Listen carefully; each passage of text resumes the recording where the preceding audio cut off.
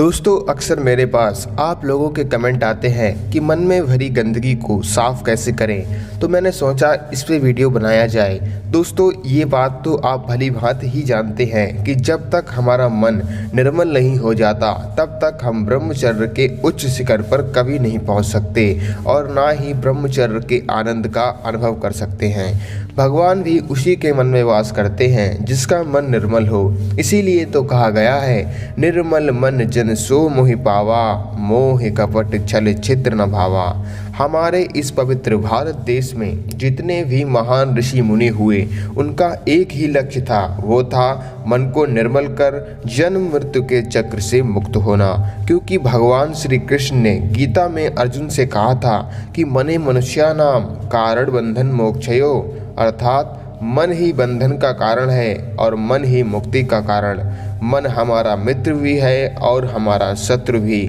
जब हम पूरी तरह से मन के हिसाब से चलते हैं तो मन हमको भटका देता है, और जब हम मन को नियंत्रित करके अपने हिसाब से चलाते हैं तो आप जिंदगी में जो पाना चाहते हो वो सब आपको मिल जाएगा।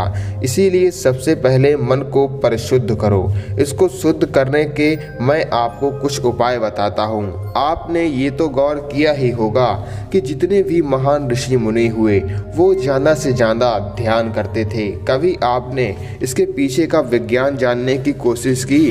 दोस्तों, ध्यान जो हमें अपने आप का अनुभव कराता है, हमको स्वयं की गहराइयों में ले जाता है।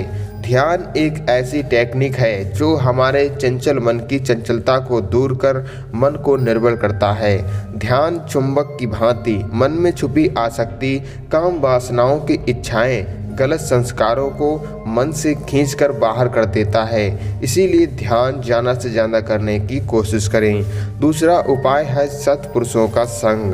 कहते हैं जैसी संगत वैसी रंगत। हम जैसे लोगों के संपर्क में रहते हैं हमारे मन में वैसे ही विचार उठते हैं। इसीलिए हमें कुसंगत छोड़कर सत्संगत में बैठना चाहिए। इससे हमारे विचार शुद्ध होते हैं, मन से कुविचार नष्ट हो जाते हैं। तीसरा उपाय है सद्ग्रंथों का अध्ययन। यदि आपको सत्पुरुषों का संग उपलब्ध नहीं होता है तो आप सद्ग्रंथों का अध्ययन कीजिए। यह भी सत्य है, हम जैसे ग्रंथ पढ़ते हैं, जैसा साहित्य पढ़ते हैं, वैसे ही विचार हमारे मन में उत्पन्न होते हैं। मन में जब अच्छे विचार उत्पन्न होते हैं तो वो मन में छुपे कुविचारों को नष्ट कर देते हैं। चौथा और सबसे बढ़िया उपाय है स्वयं को व्यस्त रखना।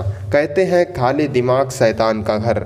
यदि आप खाली हैं, आपके पास कोई काम नहीं है, तो आपके मन में ऐसे वैसे विचार अवश्य आएंगे। इसीलिए हमेशा स्वयं को व्यस्त रखिए ताकि आपके दिमाग को सोचने का समय ही न मिले।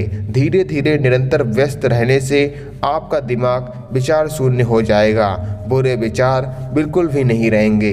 दोस्तों, ये वीडियो आपको कैसा लगा कमेंट बॉक्स में मेरे को बताएं और इस वीडियो को ज़्यादा से ज़्यादा शेयर करें जिससे मेरी मेहनत सफल हो, और अपने इस चैनल को सब्सक्राइब करना बिल्कुल भी न भूलें। जय श्री राम। ओम नमः शिवाय।